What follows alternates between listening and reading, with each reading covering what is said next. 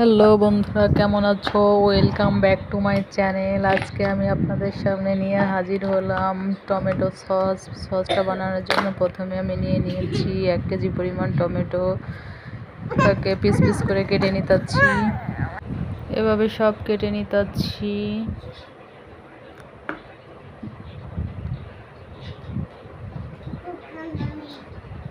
টমেটোটা বেশ পাকাই আছে, দেখুন কত সুন্দর কালার টমেটোগুলোর। আমি সবগুলো টমেটো এক রকমের পাকাটা বেছে নিয়েছি।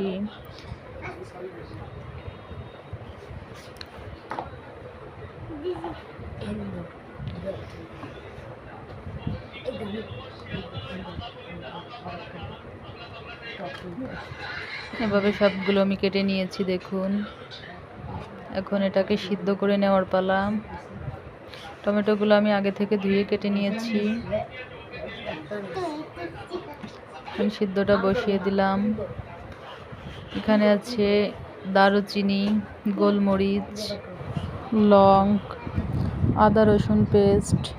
আদা ঘরে আলামতা নেই, তাই আমি পেস্ট দিয়ে দিলাম। আপনারা চাইলে আলামতাও দিতে পারেন। সঙ্গে পেঁয়াজ দিয়ে দিয়েছি কয় টুকরো। এখন নেড়ে চেড়ে মিক্স করে নেব। মিক্স করে কিছুক্ষণ ঢেকে দিলাম। ঢেকে আমি টমেটোটা পুরোপুরি সিদ্ধ করে নিতাছি। সিদ্ধটা আমার প্রায় হয়ে গেছে, দেখুন। সিদ্ধ আমার হয়ে গেছে সুন্দর মতো।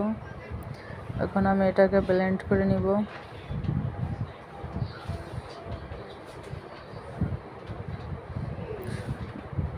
এখন ব্লেন্ডার করে নেওয়ার পালা। আমি জগে ঢেলে নিয়েছি। জুড়োয় নিতে হবে ঠান্ডা বানিয়ে।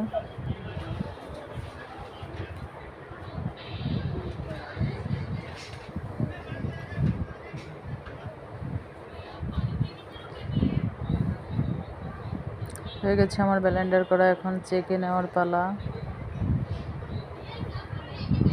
টমেটোগুলো আমার প্রসেস করা হয়ে গেছে। এখন স্বাদ মতো লবণ দিয়ে দিতেছি, সঙ্গে দিয়ে দেব চিনি।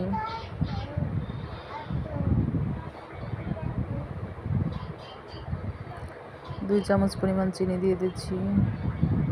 লবণ যার যার স্বাদ মতো শেষে দিবেন। ভিনেগার দিয়ে দিলাম 2 মুক্কা পরিমাণ। এটা দিলে অনেক দিন রেখে সংরক্ষণ করা যাবে, এমনকি সারা বছর ঘরে রেখে সংরক্ষণ করা যাবে, নষ্ট হবে না।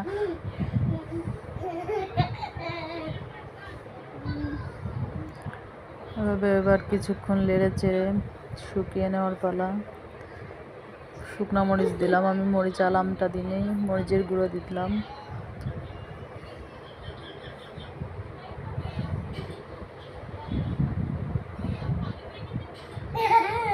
দেখুন আমার এটা রেডি হয়ে গেছে। সসটা কত সুন্দর হয়েছে, দেখতেও যেমন খেতেও তেমন সুস্বাদু। বন্ধুরা, ভালো লাগলে চ্যানেলটাকে সাবস্ক্রাইব করতে ভুলবেন না। ভালো থাকবেন বন্ধুরা। দেখুন কত সুন্দর হয়েছে, পারফেক্ট হয়েছে।